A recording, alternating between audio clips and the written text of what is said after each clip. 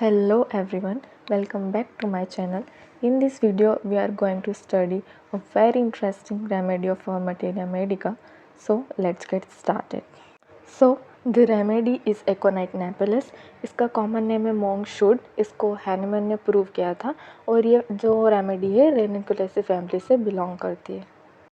Now let's discuss the guiding symptom. Tension is the keynote of aconite. Due to irritation of mind and affection of circulation, tension हमें हमेशा एकोनाइट के patient में देखने को मिलती है. जो एकोनाइट रेमेडी है वो हम किसी भी एक्यूट केस के फर्स्ट स्टेज में देते हैं. वो एक्यूट केस जो कि सडनली स्टार्ट होते हैं और वायलेंटली स्टार्ट होते हैं लाइक अ स्टॉर्म.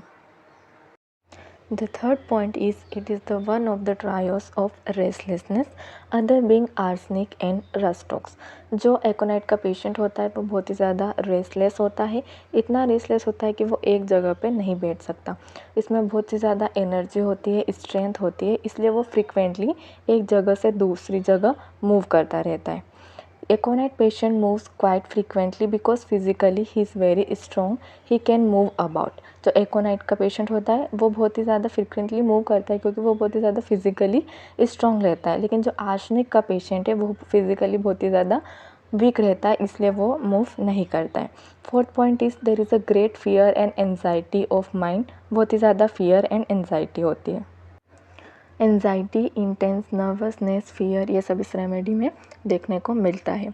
जो भी डिसीज़ेस जो कि फियर और फ्राइट की वजह से होती है उसमें ये रेमेडी उन डिसीज़ेस को बहुत अच्छे से क्योर करती है.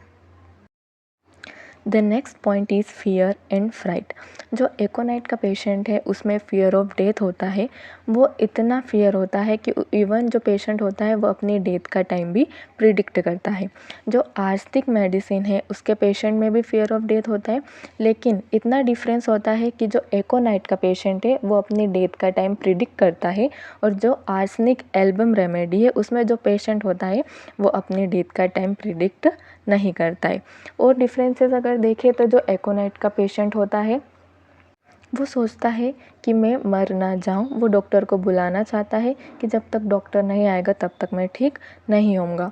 लेकिन जो आर्सेनिक का पेशेंट है वो ऐसा सोचता है कि उसकी जो डिसीज़ है वो इनक्यूरेबल है, फेटल है, इसलिए उसको मेडिसिन की और डॉक्टर की कोई नीड नहीं है. He is surely going to die. उसको मरना ही है. और अभी अगर देखें जो एकोनाइट है उसकी जो स्किन होती है वो ड्राई होती है, हॉट होती है with rare sweat. According to Nash, aconite जो है पेन की one of the greatest remedy है.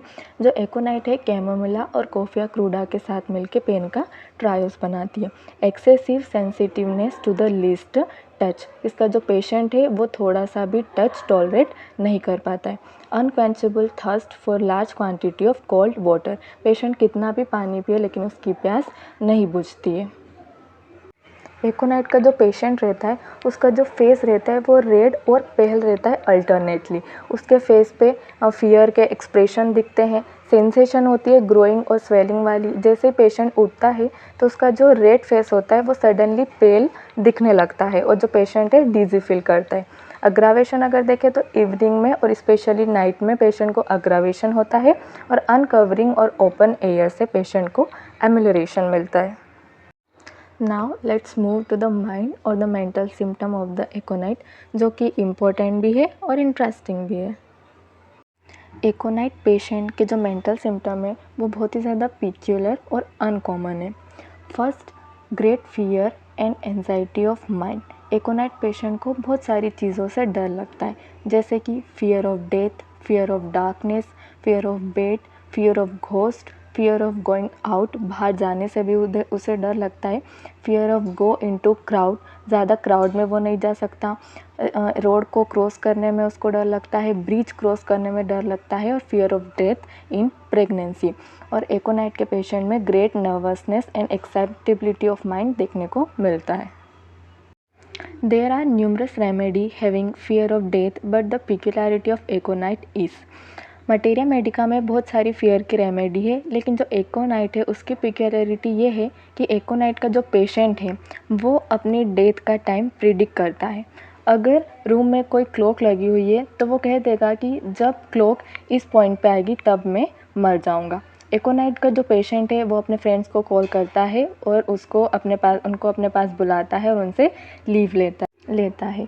The patient seems to have threaten with sudden violent death but recovery is also very quick like a great storm.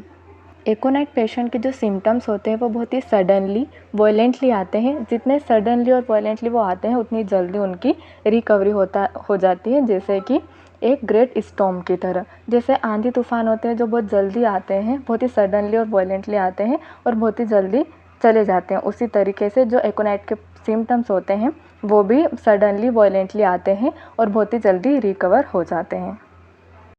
So that is all about the video. I hope you like the video. Thanks for watching.